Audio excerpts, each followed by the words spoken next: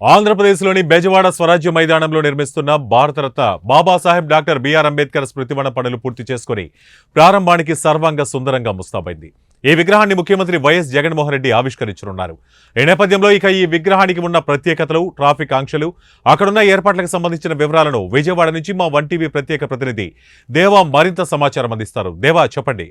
రాజ్కుమార్, స్వాతంత్రోద్యమంలో ఎన్నో చారిత్రాత్మక సమావేశాలకు వేదికగా నిలిచిన బెజవాడ స్వరాజ్య మైదానంలో నిర్మిస్తున్న భారతరత్న బాబాసాహెబ్ డాక్టర్ బిఆర్ అంబేద్కర్ స్మృతివనం పనులు పూర్తి చేసుకుని ప్రారంభానికి సర్వాంగ సుందరంగా ముస్తాబైంది. ఇక చరిత్రలో నిలిచిపోయేలా రూపుదిద్దుకున్న సామాజిక న్యాయ మహాశిల్పం జాతికి అంకితమిచ్చే తరుణం వచ్చేసింది. ఇక అద్భుతమైన ప్రాజెక్టుగా రూపుదిద్దుకున్న ఈ స్మృతివనం పనులను మహాయజ్ఞంగా పూర్తి చేశారు. అత్యంత అందంగా తీర్చిదిద్దుతున్న ఈ ప్రాంగణం ప్రపంచ స్థాయి పర్యాటకులను సైతం ఆకర్షించే వేదికగా మారనుంది. దేశంలో మతాతీతమైన విగ్రహాల్లో ఇదే అతి పెద్దది కావటం విశేషం. 206 అడుగుల భారీ అంబేద్కర్ విగ్రహం నగరానికి ప్రత్యేక ఆకర్షణగా నిలవనుంది. ఇక రాత్రివేళ ప్రత్యేక కాంతులతో సెంటర్ ఆఫ్ అట్రాక్షన్గా నిలుస్తుంది. ముఖ్యమంత్రి వైఎస్ జగన్మోహన్ రెడ్డి స్వయంగా ఈ ప్రాజెక్టును పర్యవేక్షించి అత్యంత అద్భుతంగా రూపొందించడానికి ప్రత్యేక శ్రద్ధ తీసుకున్నారు. నిత్యం అధికారులతో మాట్లాడుతూ పరుగులు పెట్టించారు. సామాజిక న్యాయ మహాశిల్పంను దేశానికే ఆదర్శంగా తీర్చిదిద్దారు. ఈ అరుదైన అంబేద్కర్ సామాజిక న్యాయ విగ్రహాన్ని ముఖ్యమంత్రి వైఎస్ జగన్మోహన్ రెడ్డి నేడు ఆవిష్కరిస్తున్నారు. ఈ స్మృతివనాన్ని వీక్షించేందుకు ఈ నెల 20 నుంచి సామాన్య ప్రజలకు ప్రవేశం కల్పించనున్నారు.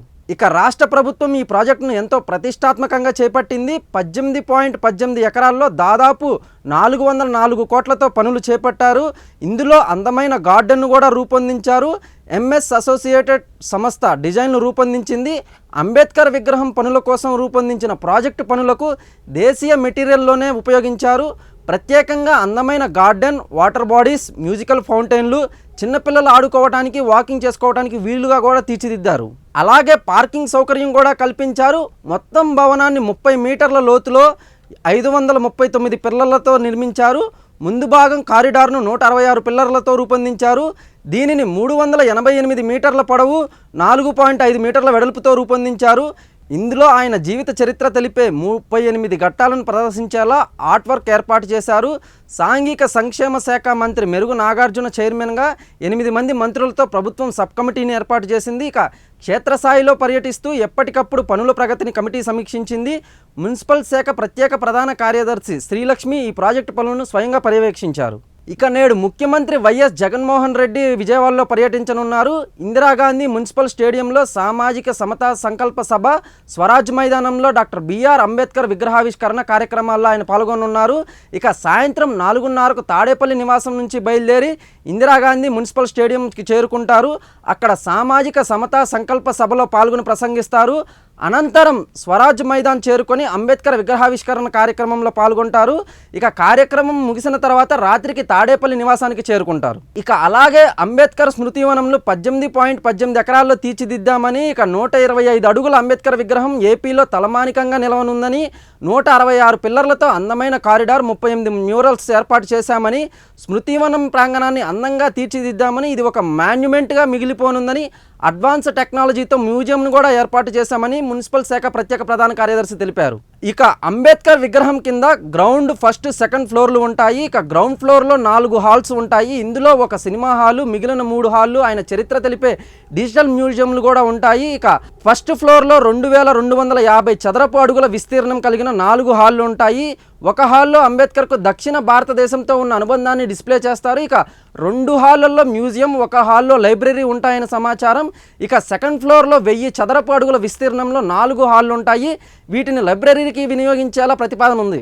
ఇక అంబేద్కర్ స్మృతివనం ప్రత్యేకతలు చూస్తే, అత్యాధునిక సాంకేతిక పరిజ్ఞానంతో ఢిల్లీ నుంచి వచ్చిన డిజైనర్లు నాణ్యతా ప్రమాణాలు పాటిస్తూ పనులు చేపట్టి స్మృతివనం ప్రాంగణాన్ని సర్వాంగ సుందరంగా తీర్చిదిద్దారు. అంబేద్కర్ జీవిత చరిత్ర తెలిపే మ్యూజియంను 75 మంది సిట్టింగ్ కెపాసిటీతో అత్యాధునిక టెక్నాలజీతో రూపొందించారు. ఇది ప్రపంచంలోనే అంబేద్కర్ జీవిత చరిత్ర తెలిపే అతిపెద్ద మ్యూజియం కావటం విశేషం.